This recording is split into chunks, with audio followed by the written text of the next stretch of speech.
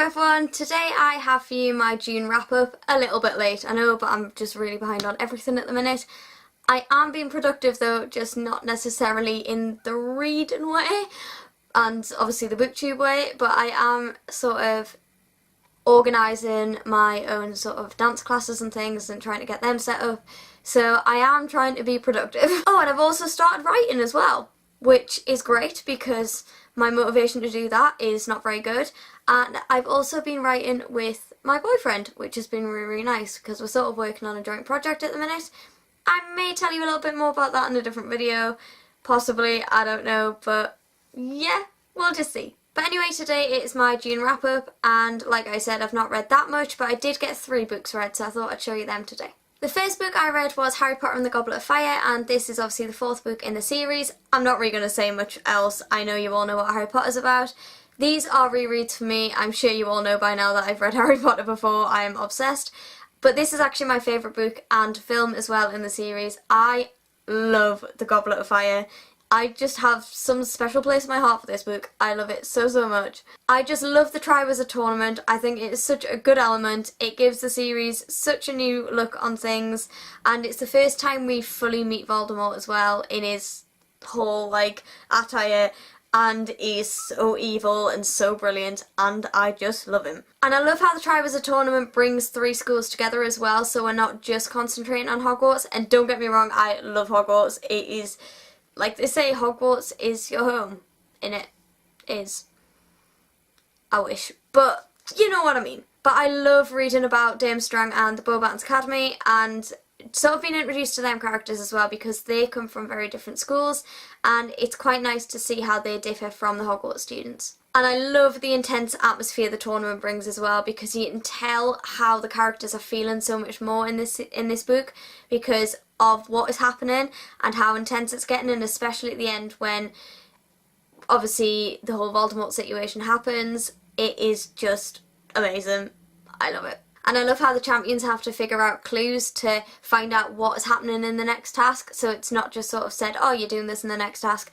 They have to work it out for themselves, and it's nice to see that the sort of, well, 2 of them anyway help each other through this, which is just really nice. I just love it. It gives you that sort of warm, cozy feel.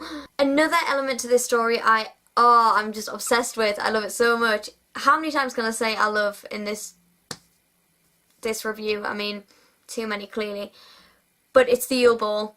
I love the Yule Ball. It is such an elegant part of the story, and it just happens in between all of the tournament and things, and you've got all this crazy stuff happening in the tournament, and then you just read about the Yule Ball and it's all nice and sweet and pretty, and I love it. And I love Hermione during the Yule Ball as well. She is so sassy, and I just love her so much. Like, she is absolutely brilliant. And I mean, if you've seen the film, you know how amazingly beautiful she looks as well. I mean, it's Hermione. I love Hermione.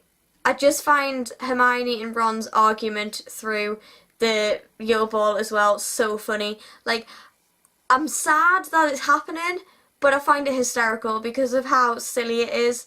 It's just too funny. And one smaller part to this story, just to sort of finish this review off, this little mini review off, is I love Sirius's sort of part in this story. He's not necessarily present very much at all, but you can always tell he's there. He's always in the back of your mind, and he's there to sort of protect Harry and just make sure nothing bad comes to him. And it's just, Sirius is just one of those characters I just love. And he's very, like I said, protective over Harry, and you can tell his love and his sort of hate towards Voldemort and the Death Eaters. And yeah, he's just a lovely, lovely character.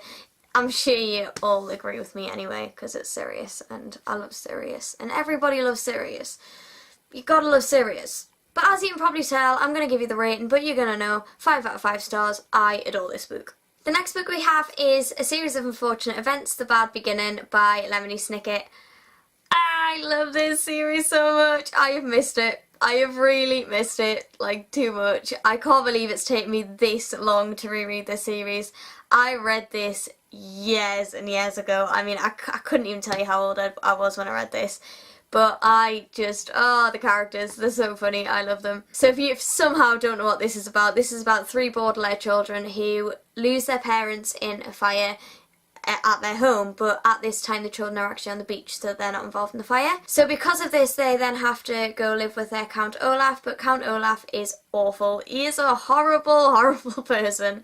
So this is about the Baudelaires' unfortunate events, obviously, that they go through living with Count Olaf, and their sort of story of unfortunate events carries on throughout the series. I've not read any more in the series yet, though. This is the only one I've read. I have read them years ago. I've read the whole series years ago, but I can't remember. So yeah, I'm really glad I'm rereading this now, and I can't wait to read the next one. And I give this one 5 out of 5 stars as well. I just love this book. It's so good.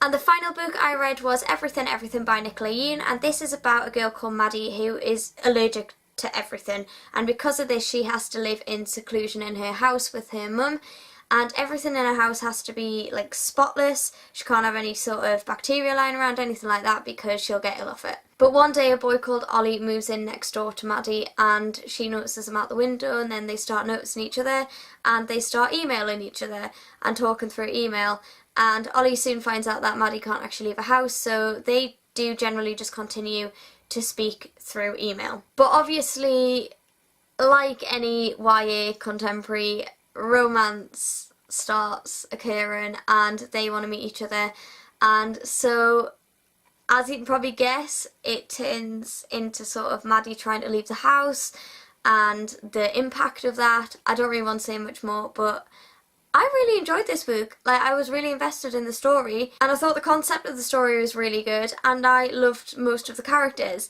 However, I did predict what was going to happen, and I hate when that happens. I hate when I predict it, because I don't predict books very often, but when I do, I'm like, ah, it's too predictable. But I'm going to try and just put that to the back of my mind and concentrate on it as a story, as a fresh story. It was new to me, and I did really enjoy it. I found the illness side of the story, obviously, which is quite a main part, really interesting to read about, and it's something I've never come across before in a book or in real life, and I genuinely found it really sort of interesting to learn about and find out more about this illness. I generally like learning when I'm reading, so that was a good element for me. And one of my favourite things about the story is that it's told in sort of a mixed media kind of thing. So there's emails throughout, there's doctor's notes, there's lots of different things like that.